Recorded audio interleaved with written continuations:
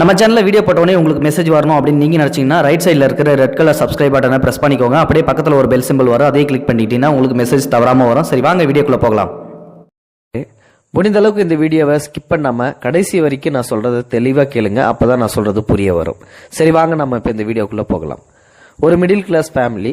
அவர் தன்னோட 3 பசங்களுக்கும் கல்யாணம் பண்ணி கொடுத்துட்றாரு. அவருக்கு ஒரே பொண்ணு, அந்த பொண்ணுக்கும் கல்யாணம் பண்ணி கொடுத்துட்றாங்க. ஆக 3 பையன் ஒரு பொண்ணு. இப்படி 3 பையனுக்கும் கல்யாணம் பண்ணி கொடுத்துட்டு பொண்ணுக்கும் கல்யாணம் பண்ணி கொடுத்துட்டோமேனு சந்தோஷமாக வாழ்க்கை நடத்திட்டு வந்துட்டு இருக்காங்க. திடீர்னு அவர் ஒரு நாள் இறந்து போயிடுறாரு.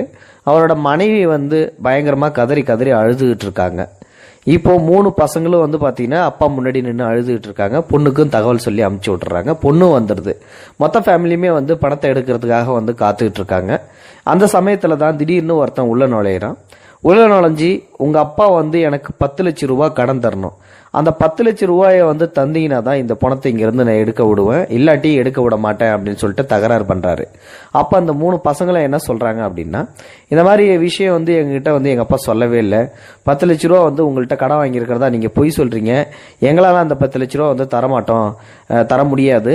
நீங்கள் என்ன வேணாலும் பண்ணிக்கங்க. நீங்கள் எங்கள் அப்பாட்ட எதுவும் கையெழுத்து போட்டு வாங்கினீங்களா அப்படின்னு சொல்லிட்டு கேட்கும்போது, இந்த மாதிரி நான் கையெழுத்துலாம் போட்டு எதுவும் கொடுக்கவே இல்லை, உங்கள் அப்பா மேலே இருந்த நம்பிக்கையில் தான் நான் கொடுத்தேன், அதனால தான் நான் கேட்குறேங்கும்போது அந்த 3 பசங்களும் தர முடியாதுன்னு சொல்லிட்டு இருக்காங்களாம்.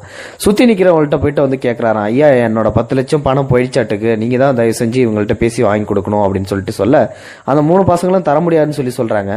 அவர் உங்ககிட்ட பணம் வாங்குறதுக்கு ஏதாவது ரசீதோ இல்லாட்டி ஏதாவது எழுதி வச்சிருக்கீங்களா, கொண்டாந்து காட்டுங்க, ஆதாரம் இருந்ததுன்னா சொல்லுங்க அப்படின்னு சொல்லிட்டு கேட்குறாங்க. அவர் நான் நம்பிக்கை மேல தான் கொடுத்தேன், நம்பிக்கையில் அந்த காலத்தில் எப்படி செய்யல அப்படின்னு சொல்லிட்டு இந்த மாதிரி சொல்லிக்கிட்டே இருக்க பதட்டம் அதிகமாக நிலவுது.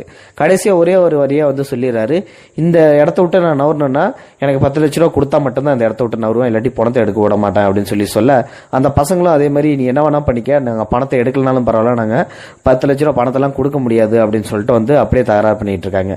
அப்போ அந்த பொண்ணு திடீர்னு ஓடி ஐயா தயவு செஞ்சு எங்கள் அப்பாவோட பணத்தை எடுக்க விடுங்க, நான் அவர் வாங்கின கடனுக்கு அத்தாரிட்டி நான் உங்களுக்கு கொடுக்குறேன், ஷூரிட்டி, இந்த கையில் கிடக்கிற காதில் கிடக்கிற நகையெல்லாம் எடுத்து உடனே கழட்டி கொடுக்குறாங்க. அந்த தாலியை கழட்டி கொடுத்துட்டு, இதான் என்கிட்ட இருந்த தங்கம், தற்சமயத்துக்கு இதை வச்சுக்குங்க, எங்கள் அப்பா வாங்கின கடனை நான் அடைக்கிறேன் அப்படின்னு சொல்லிட்டு அந்த பொண்ணு தன்னோட நகை எல்லாத்தையும் கையில் காதில் போட்டிருந்தது எல்லாத்தையும் கழட்டி கொடுத்துட்றாங்க.